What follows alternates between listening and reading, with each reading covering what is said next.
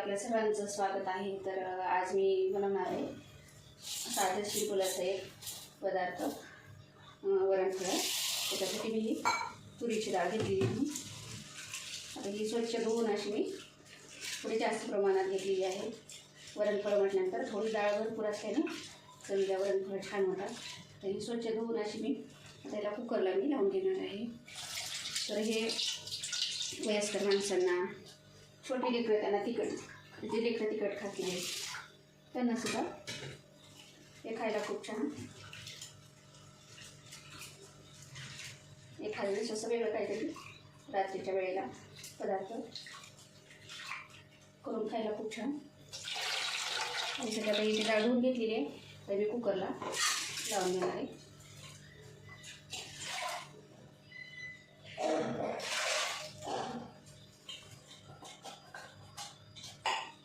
ते कुकरला मी झाकण लावून छान अशी 2 ते 3 शिट्ट्या मिडियम गॅसवरती करून घेणार आहे.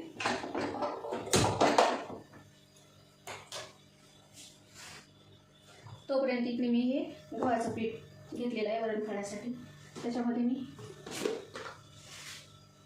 मीठ टाकून घेते आणि आता आपल्याला हे पीठ चुरून घ्यायचं.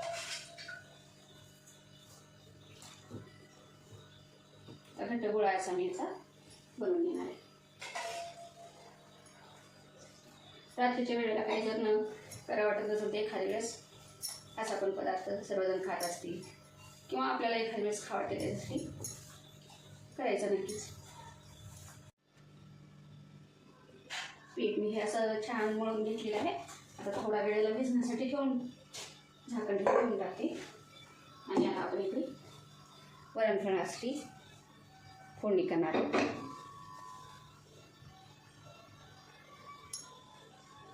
आता मी गॅसवरती कढई ठेवली आहे.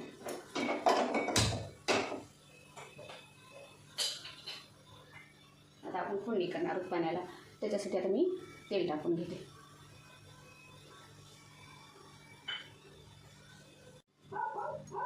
आता आपलं तेलही गरम झालेलं आहे.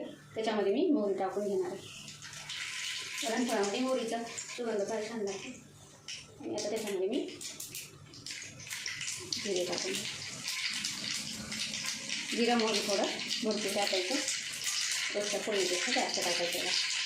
त्याचा सुगंध वरणफळामध्ये छान लागतो. त्याच्यामध्ये मी आपल्याला जेवढे करायचे त्याप्रमाणे पाणी टाकून द्यायचं वरणफळ शिजण्यासाठी.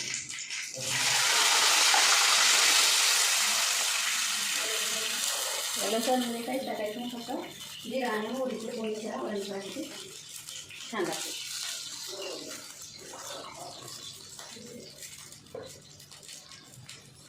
आता तोपर्यंत इकडे पाण्याला उकळी येईपर्यंत आपण आता हे वरणफळ बनवून घेणार आहोत.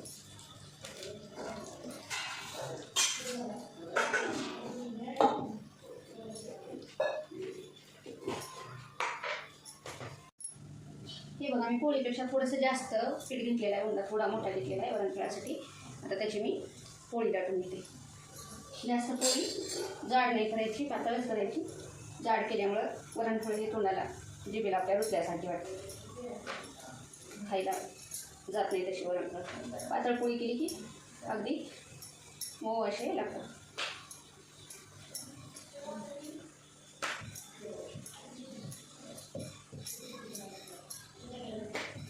तेवढं जास्त पीठ पण नाही लावायचं.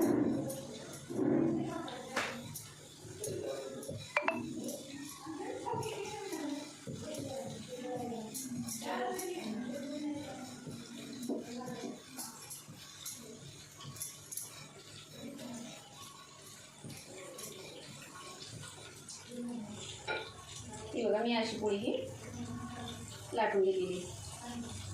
जास्त जाड नाही घेतली, जास्त पातळ पण नाही घेतली. छान अशी पोळी लाटून घेतलेली. आता आपण त्याच्या वरणफळ अशा तिरप्या करायच्या. आपण याला रेषा पाडून घ्यायच्या, म्हणजे आपण बेसन वड्या करतो हे करतो त्याच्याप्रमाणे वड्या पाडून घ्यायच्या. हे बघा, आपल्या पाण्याला छान अशी उकळी आलेली आहे. आता आपण याला कट करून त्याच्यामध्ये टाकणार.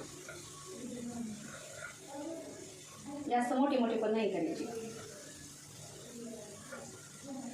छोटे छोटे छान नाजूक असे खायला पण छान वाटतात.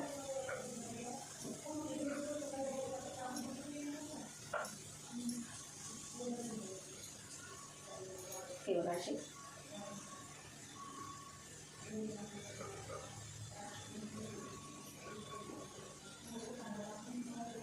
वरणफळ काढण्याचं ते लाटणं पण असते, त्याच्या पण सहाय्याने तुम्ही काढू शकता.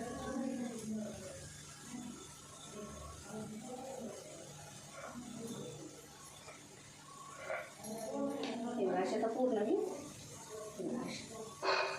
त्याच्यामध्ये टाकून घेते.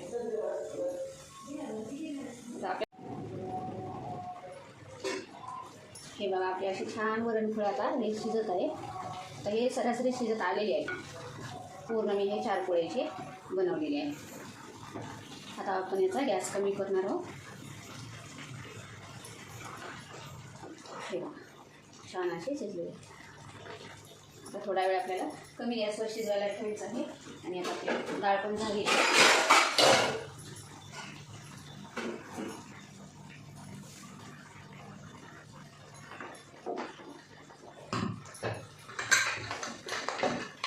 डाळ पण छान शिजली आहे.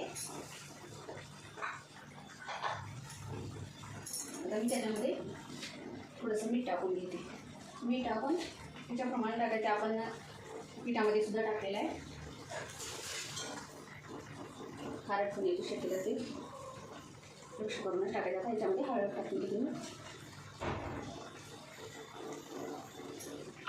ही डाळ आपण टाकून डाळ आपली गाडी अशी छान शिजली.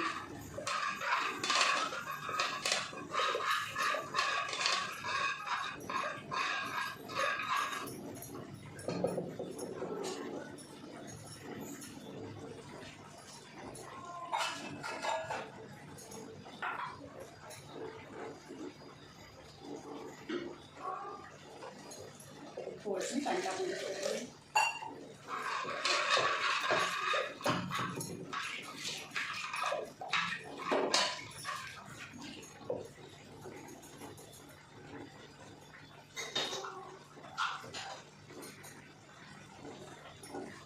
हे बघा छान आपल्या ते वरणफळ शिजलेले. जास्त घट्टही नाही करायचे. आता याच्यामध्ये मी डाळ टाकणार आहे. लागलं तर वरून गरम पाणी पण करून टाकू शकता आपण, पण घट्ट नाही ठेवायचं. याच्यामध्ये डाळ टाकणार. डाळ थोडी भरपूरच टाकायची. हे बघा